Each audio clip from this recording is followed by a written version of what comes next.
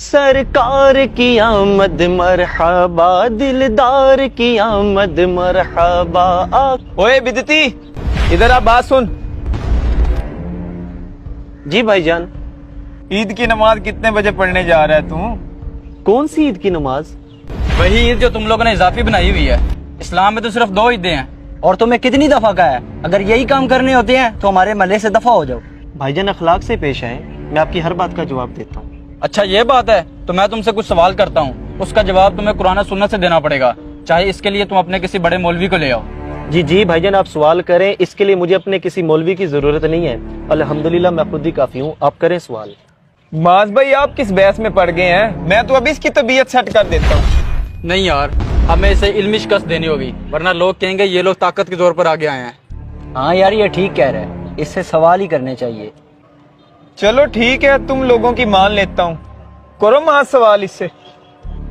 پہلا سوال میرا یہ ہے، تم بتاؤ اسلام میں تو صرف 2 عیدیں ہیں، یہ تیسری تم لوگ کہاں سے لے آئے ہو؟ بھائی جان پہلی بات تو یہ ہے کہ آپ لفظ عید سے دھوکہ کھا رہے ہیں۔ آپ کو پتہ ہے کہ عید کا کیا مطلب ہے؟ عید کا مطلب یہ ہے کہ خوشی کا اظہار کرنا، اللہ تعالیٰ کی نعمتوں کا شکر ادا کرنا۔ جیسا کہ قرآن پاک میں حضرت عیسیٰ کی قوم کے لیے آسمان سے جو دسترخوان نازل ہوا اسے بھی عید کہا گیا ہے۔ بتائیں کیا اس دن انہوں نے نماز پڑھی تھی؟ اور جمعہ بھی مسلمانوں کے لیے عید کا دن قرار دیا ہے۔ یوں تو ایک مہینے میں آپ 4 عیدیں مناتے ہیں۔ ہاں بھائی مال، یہ مولوی ٹھیک کہہ رہے ہیں۔ ایک منٹ بھائی، میرے بھی سوال ختم نہیں ہوئے۔ میرا دوسرا سوال یہ ہے کہ یہ تم میلاد مناتے ہو، جھنڈیاں لگاتے ہو اور لائٹیں لگاتے ہو، یہ کس صحابہ نے کیا ہے؟ بھائی جان آپ تو لفظ میلاد سے بھی دھوکہ کھا رہے ہیں۔ لفظ میلاد کا مطلب ہے پیدائش۔ کیا آپ کا اس بات پر ایمان نہیں ہے کہ حضور پیدا ہوئے ہیں؟ میلاد کی لغوی معنی یہ ہے کہ حضور کی پیدائش کا، بچپن کا، جوانی کا، کمالات کا، معجزات کا ذکر کرنا، یہ میلاد کہلاتا ہے، اور یہ تو ہر صحابی نے منایا ہے۔ او بھائی باتوں میں الجھانے کی ضرورت نہیں ہے، جو بات کرنی ہے تفصیل سے کرو۔ اچھا جی چلیں آپ تفصیل سن لیں۔ ایک بار صحابہ کرام تشریف فرما تھے اور آپس میں گفتگو فرما رہے تھے کہ نبی پاک صلی اللہ علیہ وسلم دنیا میں تشریف لائے، ہم کتنے خوش نصیب ہے کہ آپ ہم پر رحمت للعالمین بن کر آئے۔ اتنے میں نبی پاک صلی اللہ تعالیٰ علیہ وسلم تشریف لائے اور آپ صلی اللہ تعالی وسلم نے فرمایا کہ تم لوگوں کا یہ بیٹھنے کا کیا مقصد ہے، کیا گفتگو کر رہے ہو؟ تو صحابہ نے کہا یا رسول اللہ ہم تو صرف یہی باتیں کر رہے ہیں کہ آپ تشریف لائے، ہم لوگ کتنے خوش نصیب ہیں، آپ کی تشریف آوری ہوئی، آپ رحمت للعالمین بن کر آئے ہمارے لیے۔ تو نبی پاک صلی اللہ علیہ وسلم نے فرمایا کیا تم اس بات پر قسم دے سکتے ہو؟ تو صحابہ کرام نے فرمایا یا رسول اللہ ہم قسم دے سکتے ہیں، ہمارا بیٹھنے کا صرف یہی مقصد تھا۔ تو نبی پاک صلی اللہ علیہ وسلم نے فرمایا اے صحابہ میں نے تم سے قسم اس لیے نہیں لی کہ مجھے تم پر بھروسہ نہیں ہے، بلکہ اس لیے قسم لی ہے کہ ابھی کچھ دیر پہلے جبرائیل امین تشریف لائے اور انہوں نے آ کر فرمایا کہ یہ جو صحابہ آپ کے گفتگو کر رہے ہیں ان کا یہ انداز رب کو اتنا پسند آیا کہ رب فرشتوں میں فخر محسوس کر رہا ہے۔ آپ مجھے یہ بتائیں یہ جو صحابہ نے حضور کا ذکر کیا اللہ کو اتنا پسند آیا، ہم جو میلاد کی محفل میں حضور کا ذکر کرتے ہیں کیا اللہ کو یہ نہیں پسند آئے گا؟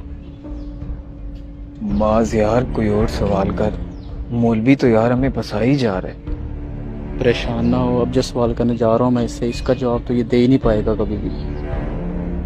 اچھا مولوی، میرا آخری سوال یہ ہے کہ جب دین ایک دفعہ مکمل ہو گیا ہے تو یہ جھنڈیاں لگانا، یہ میلاد بنانا، یہ دین میں اضافہ نہیں ہے؟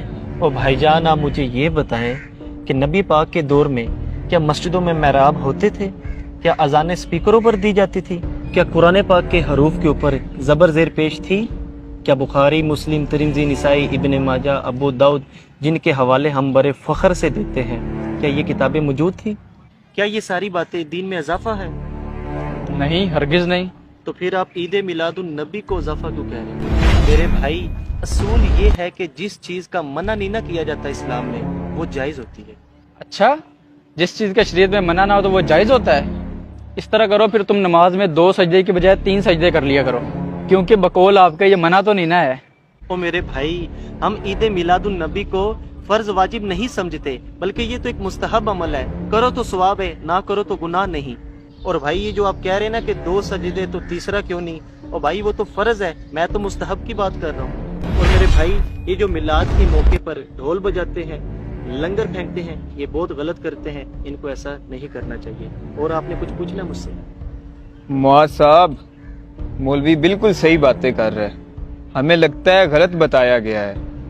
مولوی صاحب ہم آپ سے معافی چاہتے ہیں اور ہم آپ کے ساتھ مل کے میلاد مناتے ہیں۔ جی مولوی صاحب آپ بالکل ٹھیک کہہ رہے ہیں, ہم بھی آپ کے ساتھ ہیں. سرکار کی آمد. مرحبا.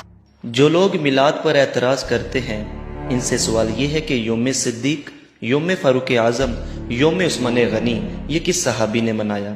صرف یوم مصطفیٰ پر ہی ہمیں وسوسے آتے ہیں, حالانکہ نبی پاک صلی اللہ تعالی علیہ وآلہ وسلم کے یوم منانے کا حق سب سے زیادہ ہے, کیونکہ ان کے وسیلے سے ہی ہمیں تمام عیدیں اور خوشیاں نصیب ہوئی ہیں. ہم لوگ ختم نبوت کی ریلیاں نکالتے ہیں, ختم بخاری کے جلسے بھی کرتے ہیں, تب ہمیں بدعت یاد نہیں آتی, حالانکہ یہ سب جائز ہے کیونکہ اس کا منع نہیں کیا گیا. خدارا یہ نفرتیں ختم کریں اور جاننے کائنات صلی اللہ تعالی علیہ وآلہ وسلم کا دن خوب جوش و جذبے سے منائیں. اگر آپ کو ہمارا میسیج پسند آیا اسے شیئر بھی کیجیے اور ہمیں فالو کرنا مت بھولیے. شکریہ.